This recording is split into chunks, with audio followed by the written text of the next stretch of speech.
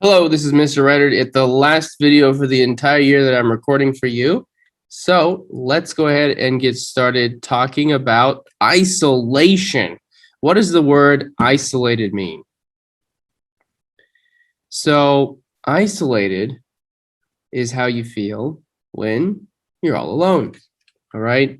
When there's nothing around you, like when you go camping, if you've ever done that and stayed in a wilderness area for more than one day, few nights. So strange. You come back, you go to the store or something, go to a restaurant, and it's like, oh, all this noise, all these people. It feels different.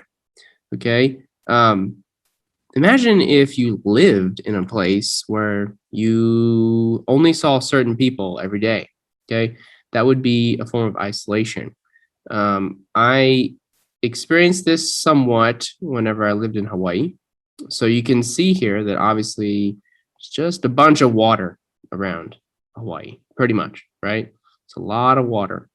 And if you zoom in, and where I used to live was Honolulu, I mean, it's a big city and you get lots of tourists and stuff. So there's plenty of people to see. So I didn't quite feel it as much as some other islands. And in fact, all things considered, Hawaii, which if you zoom out again, you can see that it shows up on the map. Whereas there are lots of other islands out here that don't show up. Okay. So Hawaii itself is actually already bigger than the other islands in the Pacific. But we zoom in, okay. Think about your everyday life. All right. If you live in Honolulu, there's mountains here. You know, you've got large, big mountains here, but also lots of fields and things. So you're pretty much restricted. Like imagine if you could only live and only do everything you ever did if it's only take place in Killeen. Okay. That's pretty much what it's like to live in Honolulu. Every now and then you might go over to Kailua to go to the Target over there. You might go to the beach. It's got a really nice beach. You might get in a car and take a nice drive. You might have some friends who live out in Kapolei.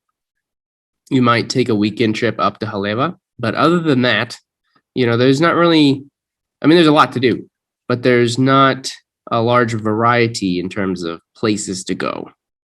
Okay. And so that's what I experienced when I lived in Hawaii. But imagine if I wouldn't have lived on the most populated island of Hawaii. What if you lived on Molokai? Okay, you live on Molokai. This is a lot of small communities, a lot of people that are born and raised there. It's like families that have been there for a long time. I've never been to Molokai, but that's what I've heard. So in fact, they have one of the world's largest waterfalls, and it's really beautiful. Here it is, because it is a waterfall that goes directly into the ocean. Let's see if we can find some pictures of that. So there you go. That one apparently. Not very many pictures of it.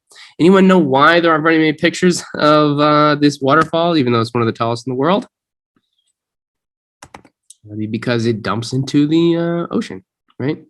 You can't get a picture of it unless you're in a boat or like a helicopter or something like that. Let's see if we can find some pictures of it, though. Here you go. There's some pictures of it. And I'd love to go see it. But actually, they don't really like to have a lot of visitors. And like I said, it's just so remote. Unless you're on a boat or like take a helicopter tour or something like that, then it's hard to see. But anyway, one of the tallest waterfalls in the entire world is on Molokai. But anyway, back to what we're talking about with isolation. All right, another thing, you know, Maui is right next to it. But what? Okay, great. So you live in Honolulu, right? And you want to go. What do you have to do if you want to go to Maui? The only Krispy Kreme donuts in Hawaii is located on Maui. So what if you live in Honolulu and you want some Krispy Kreme donuts? Okay. Now you could go get them at the supermarket, or you could order them maybe. But no, you want that hot one. They give them to you for free, you know. So you got to fly. You know, you got to get on an airplane and fly to Maui. There really aren't a lot of inter-island ferries or cruises or anything like that, unless you have like a sailboat or like a yacht. You're not going to be able to go over there on your own. In fact, somewhat, I guess, ironically, Hawaii is not a boat-friendly state because the price of land, especially beachfront property, is so expensive. that the marinas, the cost to park your boat is so expensive that most people, you pretty much you have to fly. So as a result, you don't go anywhere. You don't really go to any other places. But again, imagine if you lived on Lanai. This island was used for like farming almost exclusively. And so it wasn't developed. And so you just have this little, it says Lanai City, but that's not a city. That's a little town on the island. So anyway, but that's Hawaii. Let's take a look at some of these other places, right? So Johnson Atoll, that's actually part of the United States as well, although I don't believe it's part of Hawaii. But look how small this one is.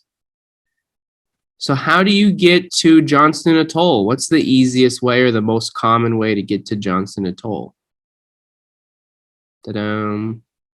It's an airport. It's literally almost the entire island is an airport. But these islands are extremely important for our national security and for security of the world. Okay. And so that's why America likes to keep its dominance of the Pacific, because it is a great way that now if you have an airport in Johnston Atoll, you're that much closer to Asia or Australia or other places. So you're either to help your friends or to protect against your enemies. So as we zoom in, Marshall Islands, they are in a free association, I believe, with the United States, similar to Palau. So here is Jaluit Atoll, and we'll turn on the satellite. So mostly these like beach areas would be old coral reefs from an island that used to be here. And the part in the middle is called the lagoon, okay? And so the island is literally just this narrow stretch that goes around what used to be, like long time ago, used to be an island. You can see how there's like one tiny spot and then there's like beach area. It's not even like land. And so that's why it's not called an island. It's called an atoll. That's what an atoll is. Like it's just an old coral reef.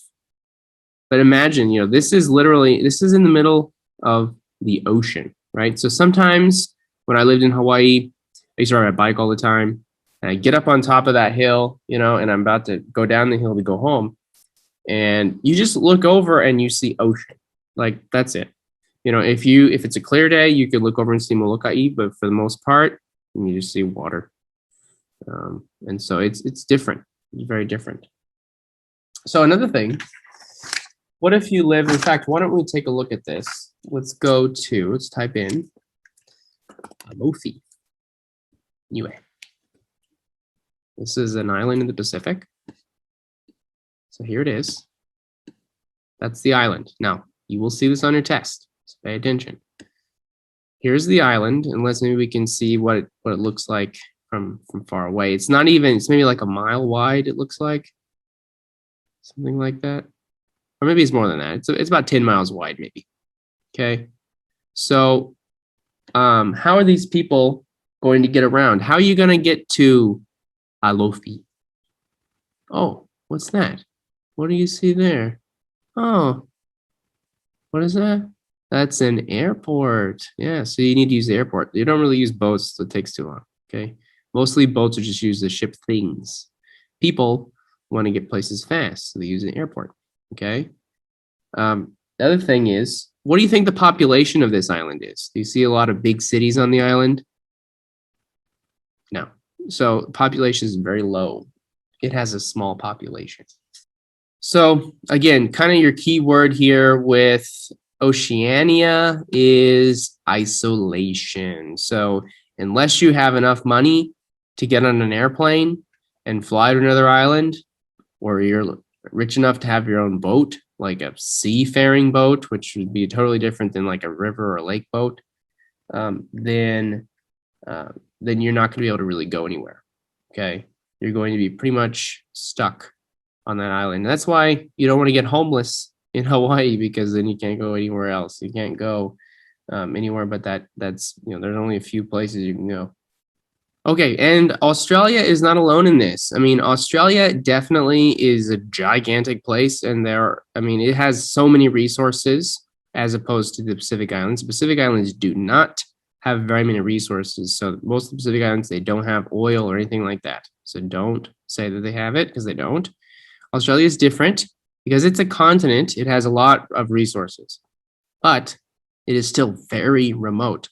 As far as I know, there was never a direct flight between London, England, and Sydney, Australia until just within the last few years. You always had to stop somewhere because the planes were not fast enough and they didn't have enough power to carry enough fuel to make it all the way from Europe to Australia. Okay, now they have developed new airplanes now that they can do that, but again, that's kind of expensive and it's almost a luxury to be able to take that direct flight.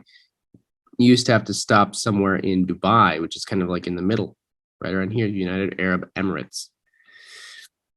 So, Australia too is very isolated.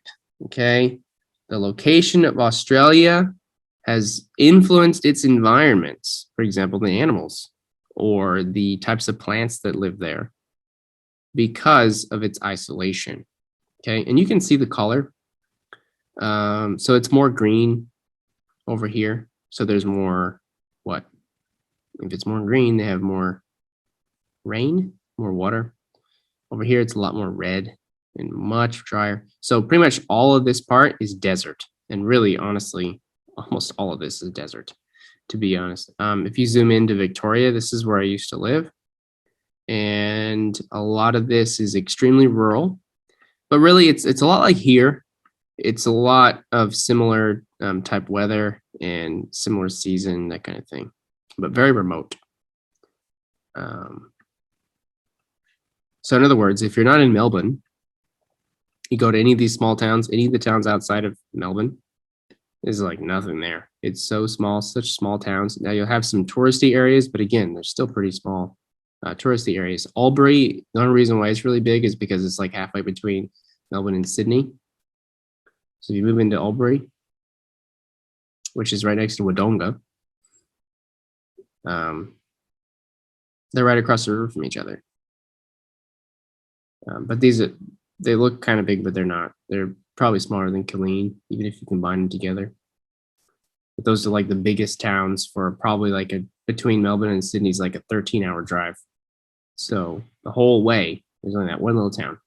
So most of Australia is extremely remote. All right, thanks a lot, guys. I've had a fantastic year making these videos and teaching you guys. I hope you've learned something. I hope you have a great summer. Hope you do well on the test tomorrow before that, but I hope you have a great summer. I hope you are able to go on to 7th grade. And thanks again for such a great year. Enjoy 7th grade. Bye-bye.